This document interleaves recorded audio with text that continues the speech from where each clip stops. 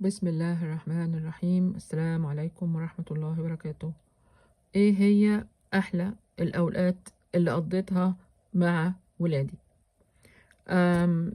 انا اخترت من الاول، الحمد لله دايما ببقى عارفة انا هعمل ايه، ان انا هقعد مع الاولاد في البيت لحد لما اصغر واحدة منهم تدخل المدرسة يوم كامل.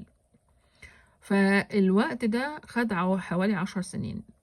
أنا كنت موجودة مع الأولاد مثلا يعني ساعة نومهم. تمام. أنا كنت بحكي لهم حكايات أنا اللي مألفاها بنفسي، وغالبا بتكون كلها مضحكة علشان لما يجوا يناموا يبقوا مبسوطين.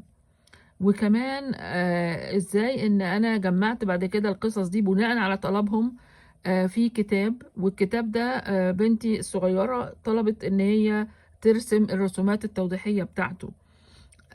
وبعدين بعد كده ازاي ان انا يعني كنت ببقى موجودة معاهم طول النهار، بعمل لهم الاكل، باخد بالي منهم، بعلمهم، بلعب معاهم. ده كله استثمار في تربيتهم، واستثمار في بناء شخصيتهم. وبعدين بعد كده انا يعني كمان ازاي ان انا اعلمهم، مثلا احاول اعلمهم العربي.